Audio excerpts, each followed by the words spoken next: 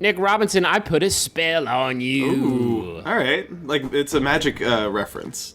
It's like a Like reference that song. It's like the song from Harry Potter, I Put a Spell on You. Exactly, the one that Hermione sings. She's a character from that. We are looking at Ziggurat right now, which is a game that launched on Steam last year. I want to say in like August or something. Yeah. But dropped just this week on PlayStation 4. And I figured people might not have checked it out on the Steam platform. Yeah. So here we are. Bob's your uncle. Last time I played this, it was I think it was early access, and so it looked kind of like this, but maybe a little jankier. Not as finished. Yeah, I'm no video game expert, but the wand looks a lot more HD now. I think they got a more HD wand in there. Yeah, they just sort of dumped a few more pixels up into it. Ziggurat is a first-person spellcaster roguelike game, which means every time you play it, the dungeon that you are exploring is going to be randomly generated. The loot that you find is going to be different each time. The spike traps that you just like walk your whole body directly into. That's new. Those are going to be in different places every time. And the items that you find, the different spells and weapons that you can find are also going to be different every time. So kind of a twist on the roguelike shooter genre in that you are a wizard. You have your basic wand here that has infinite recharging ammo. Every time you level up, you get to pick between these different perks. So I'm going to pick that one up that restores a little bit of health at the beginning of the fight. The progression elements of the game are all pretty streamlined. Those yellow gems that you see me picking up are experience points. If I pick up enough of those, then I can level up, and then I just pick from these perks. And these three types of magic sort of correlate to video game guns, if I remember right. Like, you kind of got this little pea shooter wand here. Right, that's just my basic, oh shit, I'm out of ammo weapon. Right. And then you see there I have those 3 mana bars. The blue ones are like spells. The green mana is for staves. And the red one is for alchemy. Typically, alchemy is like explosive stuff, usually. Staves usually have a little bit more range to them. And spells are usually like sort of your up-close attacks. Yeah. I'm speaking completely out of my ass, though, because there's a ton of stuff to unlock in Ziggurat, and I've only been playing for a couple hours or so, so I have barely sort of scratched the surface. Every time you finish a run, depending on your score, I believe is the metric that it uses, you unlock new weapons that you can find in the game, and you also unlock new perk cards that you can purchase whenever you level up. Griffin, I'm going to have to interrupt you. This game is very scary. There's a lot of skeletons, and they've got some sort of sword. Oh my god, Nick, I totally forgot to warn you about the skeletons and the ghouls. There's a frightening ghoul? Or it coming? Is that later? I mean, there are ghouls, but I just kill them so quickly with my dope skills. Yeah. That you don't even know. So this is fun. Some rooms have these special modifiers, and those modifiers can make the enemies that you fight gigantic, or they can make it so that every time you kill an enemy, a carrot spawns out of it. These jeez. Bad carrots. That's so good.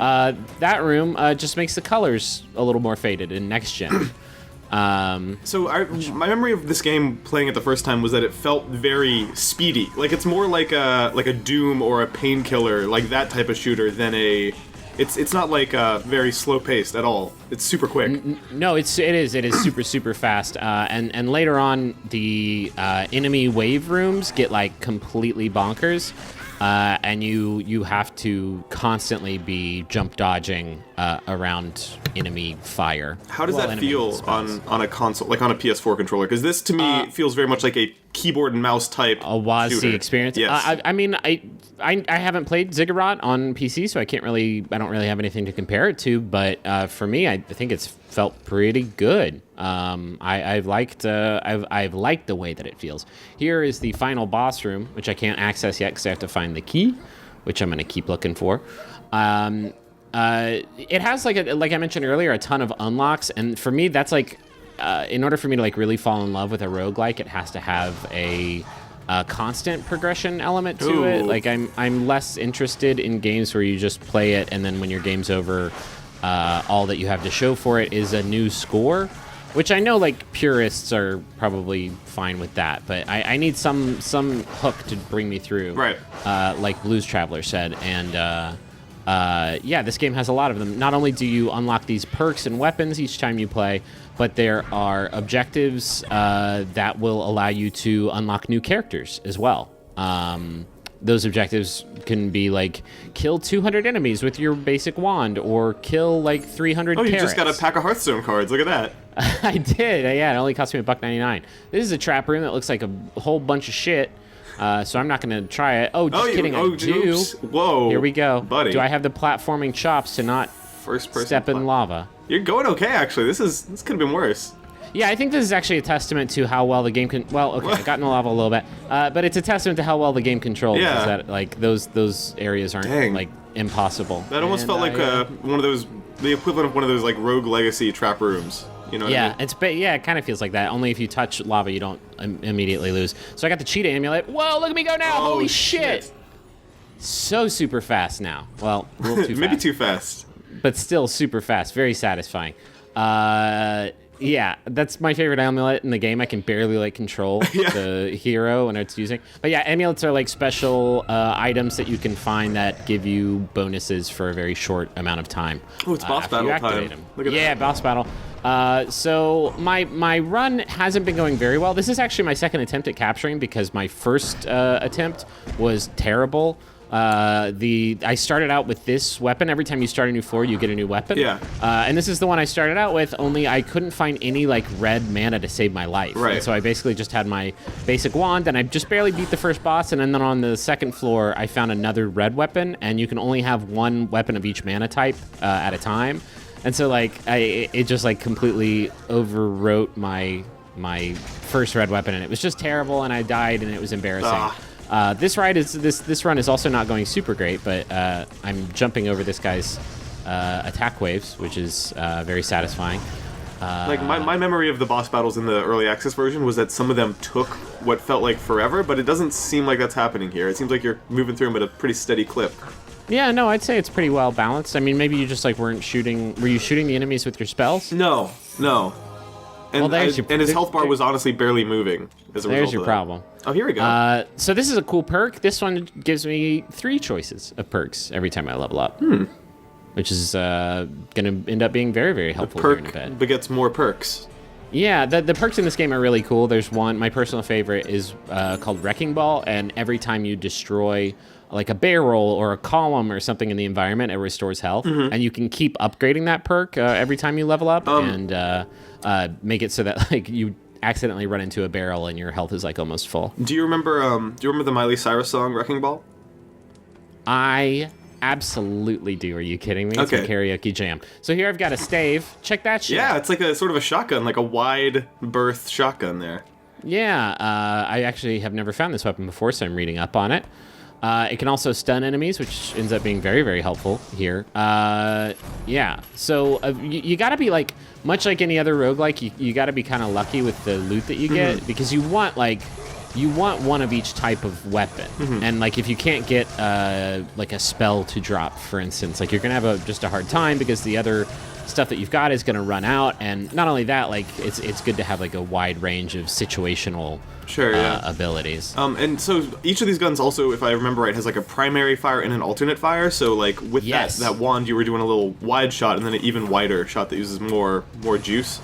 Yeah, typically the secondary fire takes some time to recover from. I'll try and point out the secondary fire on this staff because it's insane. It basically shoots like 15 bolts out in a straight line that can like hit a whole room, but it uses up a lot of mana.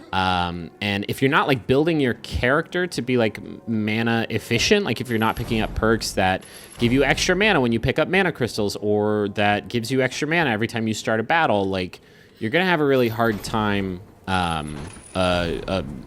being able to use those weapons because you're just going to run out of resources. I think the game actually does a really good job of making it feel like you are, like you have some level of control over building your character. Like I adore Binding of Isaac, obviously, like every sensible human being should.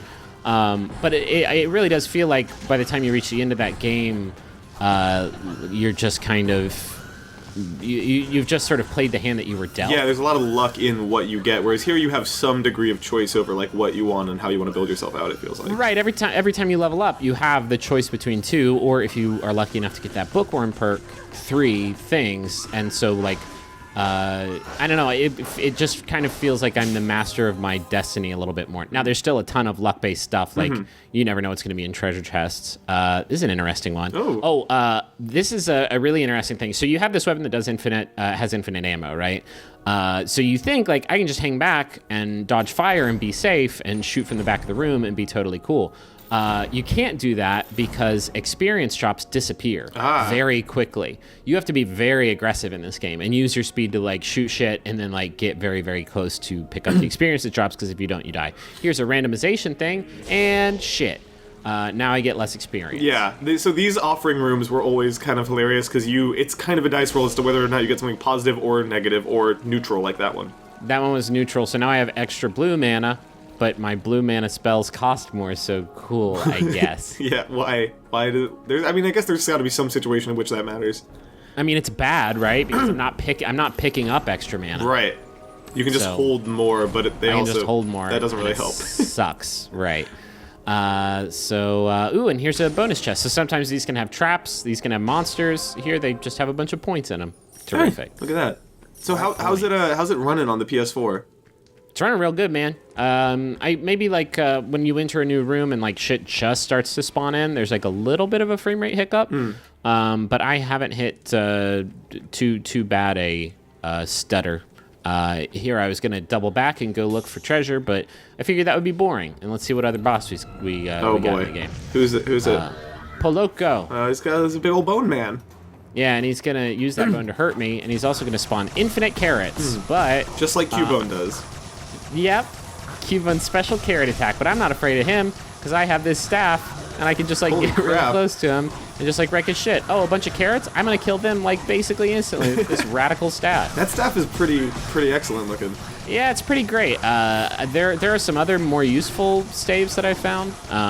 There's one that's just like basically an assault rifle. That's pretty helpful, but in that boss fight it was pretty radical. Yeah. Works like a charm. So yeah, this is just a brief sort of cross-section of Ziggurat. I got very lucky and found a spell here, so now I have one of each type of thing. I haven't been able to do anything with this spell because it seems pretty worthless. You basically fire Fruit Loops out of your fingers. And it's hard to hit anything with those. But this stave's gonna get me through it. Do you find yourself usually just like finding one weapon and sticking with it for like the big chunk of your run? Because I remember that being as much as you can, but then you're gonna run out of ammo. Oh, right. Yeah. Yeah, this is Ziggurat. I think I'm about to die here pretty soon, so we can start wrapping the video up. It has some pretty cool ideas. I think the closest comparison is Tower of Guns, which I believe also very recently came out. Yeah, that's got a console release too, yeah. If you're into games like that, and you like killing things with spells in a first-person perspective, if you're a Hexen head, as I like to call it. Yeah, there's a large population. This game will do really well at HexenCon, I feel like. Absolutely it will. There's probably people playing Hexen at QuakeCon. Then this is going to be up your alley. I think I get killed by a carrot. It's very embarrassing. I'm debating whether I should just turn the video off before people see me get carrot-sided. Oh, no. He munched on it. Oh, no, even more embarrassing. I killed myself with my own grenade. Yikes. And then your bones fall into here, and then they turn into unlocks. Oh. Your bones get ground down into unlock cards. That is a glass-half-full situation, if I've ever heard one. So I got some more perks. Infinite mana until I get hit. That's a fun one. Nice. New spell, a new alchemy attack. Yeah. So, yeah, this is Ziggurat. It's out now on PlayStation 4. I think it's $15. It's pretty tight. And look at all this stuff to unlock. Jeez Louise. Look at it. Loads of it. Loads of stuff. Loads of spells and perks and magical potions.